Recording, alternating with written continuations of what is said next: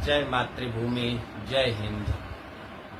माँ भारती के सभी वीर सपूतों को मेरा कोटि कोटि प्रणाम स्वीकार। दुख दर्द भरी नम आंखों से मैं पहलगांव की घटना को देख करके बहुत कष्ट और बहुत दुख व्यक्त करते हुए आप सभी हिंदू समाज के लोगों से, सनातन के लोगों से मेरा आग्रह निवेदन है कि आप निद्रा का बहाना करके सोए हैं या आप इतने डरे सहमे हुए हैं, आपके अंदर इतना डर समा गया है कि आप इसमें अपना नेत्र खोलना नहीं चाहते, मुख खोलना नहीं चाहते, कान खोलना नहीं चाहते। आखिर आप चाहते क्या हैं? कैसे चाहते हैं? कैसे समाज का निर्माण चाहते हैं?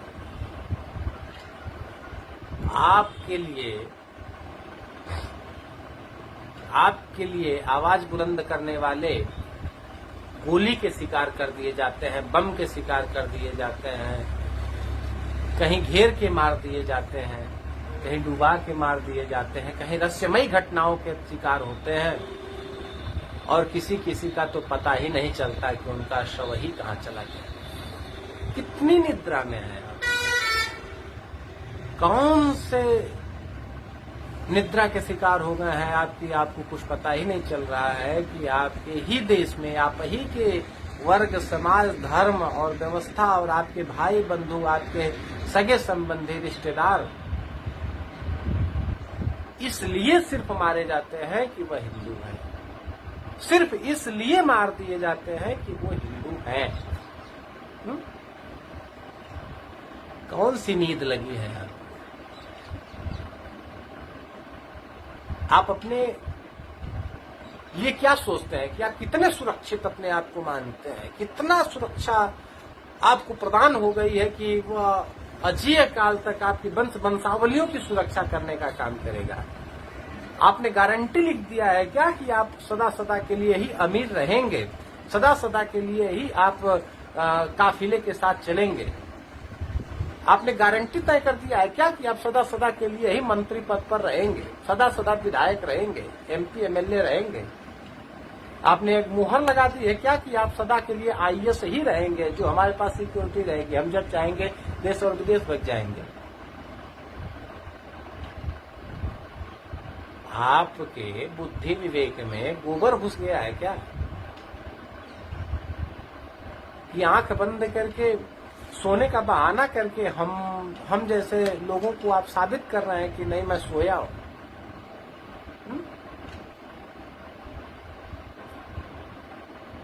आज धर्म के नाम पर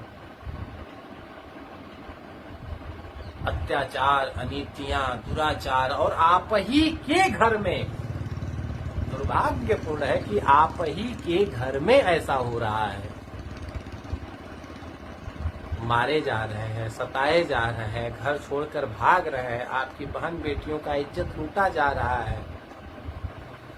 धर्म से, इज्जत से, सम्मान से, मान मर्यादा से, हर चीज से खिलवाड़ किया जा रहा है। और उसके बाद हमारे समाज से कुछ लोग निकल करके आते हैं और हमारे इस समाज से सवाल पूछते हैं और उनको हमारे ही समाज के लोग उनको प्रोटेक्ट करते हैं, उनकी सुरक्षा की गारंटी लेते हैं। किस वहम की दुनिया में जीने का काम आप लोग कर रहे हैं? कौन सा वहम आपके जेहन में घुस गया है? कौन सा अंधकार में काल रूपी आपने एक ऐसा स्वरूप धारण कर लिया है जो आपको कुछ समझ में नहीं आ रहा है?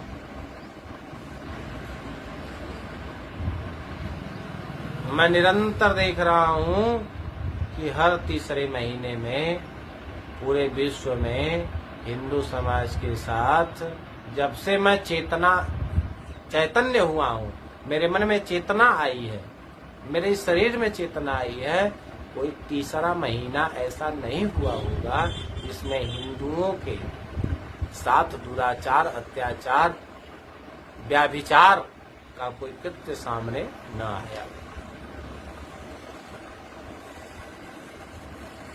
और उसके बाद भी आपकी नींद खुल नहीं पा रही है।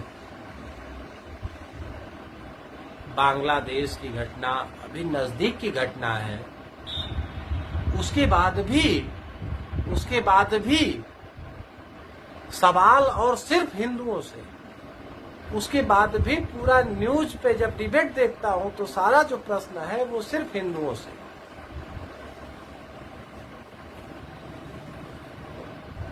और प्रश्न करने वाला अगर मुसलमान होता, प्रश्न करने वाला अगर ईसाई होता तो हमें किसी प्रकार का दुख नहीं होता, क्योंकि वो तो है ही, वो तो एक सीमा रेखा उसने तैयार किया है कि नहीं हम तो हैं ही तुम्हारे दुश्मन। लेकिन कष्ट उस बात का होता है, दुख इस बात का होता है कि जो मारा जाएगा, जो शिकार है, वह शिकार भी हमारे ही मृत्यु का प्रमाण खोज रहा है, वो भी हमसे ही सवाल कर रहा है।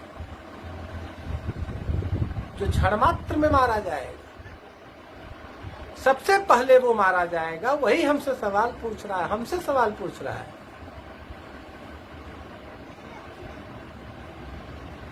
अभी बांग्लादेश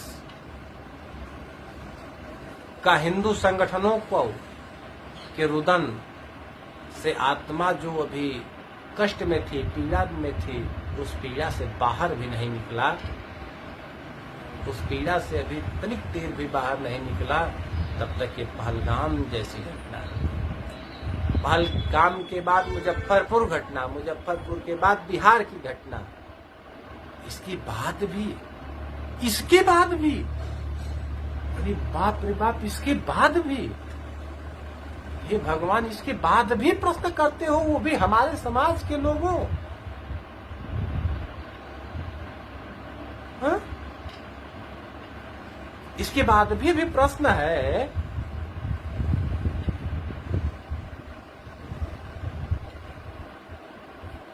मतलब थोड़ा चिंतन करिए, मेरा आपसे निवेदन है। एक पद पाने के लिए, धन पाने के लिए, थोड़ा सा इज्जत सम्मान पाने के लिए किस स्तर से अपनी बहन, बेटी, भाई, समाज, धर्म सब कुछ बेच करके तुम छोटे से पद की लालसा के लिए जगह जगह तुम बड़बोलेपन में क्या बोले जा रहे हो, इसका परिणाम क्या होगा। जिस भी चीज की कामना से मैं अपने समाज के लोगों से उनको चेतावनी भरे शब्दों में कहता हूं और आगाह करते हुए कहता हूं कि जिन भी विरोधी दलों में, विरोधी संगठनों में जाकर के खड़ा होकर के हिंदू समाज से प्रश्न पूछने वाले उन बुद्धि भरे उन लोगों से मैं पूछना चाहता हूं कि अगर तुमने धन की कामना की है तो बड़े बड़े राजाओं का इतिहास पढ़ना। तुम्हारे मन में अगर जिस्म की चाहत का ख्याल रखा है तो उन ऐसे अय्यासों का भी इतिहास पढ़ना। तुम्हारे मन में एमपी, एमएलए, विधायक बनने की कामना हुई है तो जरा बांग्लादेश, पाकिस्तान, अफगानिस्तान, बलूचिस्तान जैसे जगहों पर जो हिंदू एमपी, एमएलए हुआ करते थे उनका भी इतिहास पढ़ना। या फिर तुम्हारे अंदर जो भी चाहत है, जो भी तुम यह विरोध करके जो अर्जित करना चाहते हो, उस अर्जित करने के लिए ही ये नाटक कर रहे हो, ये जान लो। तुम्हें कुछ चाहिए, तुम्हारी औकात ही इतनी है कि तुमको कुछ चाहिए और इसीलिए तुम इतना नाटक कर रहे हो। तो थोड़ा सा इतिहास पढ़ो। इतिहास इसीलिए लिखा जाता है, इसीलिए रचनाकारों को हम इतना सम्मान देते हैं, इसीलिए हम इनको महत्व देते हैं कि वह अच्छे और बुरे लोगों को लिपिबद्ध कर देते हैं, जिनको हम चिरकाल तक जान और समझ सकें। ऐसे लोगों को पढ़ो। दुष्ट प्रवृत्ति के लोगों पर। ऐसा नहीं है कि हमको तुमसे तुम्हारे गैर जाने से कुछ होने वाला, हम तो जानते हैं कि तुम्हारा परिणाम हमसे पहले बुरा होगा, ये तो निश्चित है, तय है। हमारा तो बाद में होगा, लेकिन तुम जो बहुत कामना में लिप्त है और ग्रसित हो, कामना की नशा में इतने चूर हो कि उसी नशे में तुम्हारा हरासमेंट सबसे पहले होगा, हमसे पहले होगा, इस बात की गारंटी है। लेकिन तुम क्या सोच करके अपने धर्म, समाज, भाई, बंधु, रिश्तेदार, सगे संबंधी सबकी आत्माओं पर आघात कर रहे हो, प्रतिघात कर रहे हो, ठेस पहुंचा रहे हो, इसके लिए ये तुम्हें कदापि कदापि तुम्हारी ही आत्मा तुम्हें क्षमा नहीं करेगी। तुम जानते हो तुम कितने घृणित, कितने घटिया और कितने कुंठित मानसिकता भरे घृत कार्य में तुम लिप्त हो। तो मैं तो दो लोगों को आगाह करता हूं, दो लोगों। एक तो जो बहुत चिर निद्रा में सोए हैं, जिनको कुछ पता ही नहीं है दुनिया क्या है, समाज क्या है, देश क्या है, कुछ नहीं पता है, ज्ञान ही नहीं है कि क्या चल रहा है। क्या भैया पहलगांव, अरे पता नहीं है, अरे पता नहीं, कब तो पता चलेगा? जब तुम्हारा लड़का पढ़ने जाएगा, मर जाएगा, तब पता चलेगा।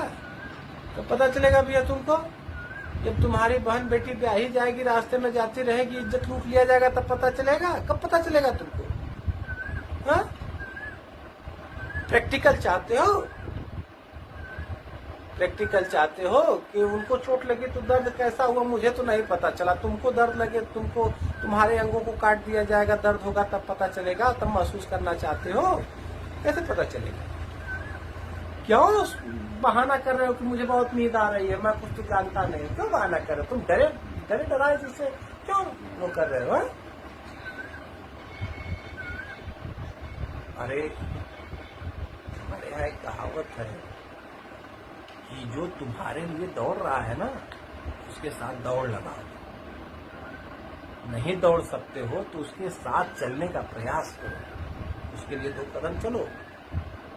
नहीं चल सकते हो तो कम से कम उसके मनोबल को बढ़ाओ। वो भी नहीं कर सकते हो, प्रोत्साहित करो। नहीं कर पा रहे हो तो कम से कम अपना मुंह बंद करके, कान बंद करके, आंख बंद करके सपोर्ट करो मानसिक रूप से कि हाँ हम हैं, कोई बात नहीं, हम हैं। निद्रा का बहाना करके मुझे बहुत नींद लगी है, मैं कुछ जानता ही नहीं हूँ, पहलगांव में क्या हुआ, बांग्लादेश में क्या हुआ, ये सब तो ऐसे है, ये सब फर्जी है। तो बेटा खत्म होने में समय नहीं लगेगा और तुम्हारे साथ ही सबसे पहले होगा, उसके बाद किसी के साथ होगा। जगो, जगने का समय है। जो तुम्हारे लिए चल रहे हैं, जो तुम्हारे लिए दौड़ रहे हैं, उनके साथ हो लो, सुरक्षित रहोगे। धर्मो रक्षते रक्षिता, धर्म की रक्षा को धर्म तुम्हारी रक्षा करेगा। अहिंसा परमो धर्म, धर्म हिंसा तथा ये, चाहे हिंसा परम धर्म है, लेकिन अगर धर्म पर आंच आए, धर्म को कष्ट हो, तो हिंसा परमो धर्म, तब हिंसा पे उतरो, क्योंकि वही तुम्हारा धर्म है। इस शरीर के लिए मरने मिटने के लिए मत सोचो। यह शरीर नासमान है, ये तो आत्मा निकलेगी, आत्मा छोड़ देगी इसको। और जिस दिन तय है कि आपको मरना, उस दिन आप मरेंगे, संदेह नहीं है कि आप जिंदा रहेंगे, मर जाएंगे। इसलिए जगिए और अपने धर्म की रक्षा के लिए नीति तैयार करिए, योजनाबद्ध आइए, समाज के लिए जगिए, नहीं तो आपका अंत हो जाएगा और आपको पता तक नहीं चलेगा कि आपका क्या हो गया। मैं धर्म के लिए निरंतर लड़ने वाले, धर्म के लिए उत्साह और जोश भरने वाले परम पूज्य आदरणीय धीरेन्द्र शास्त्री कृष्ण जी का महाराज, मैं आपका हार्दिक स्वागत करता हूँ। मैं परम पूज्य देवकी नंदन ठाकुर जी का बहुत बहुत अभिनंदन करता हूँ।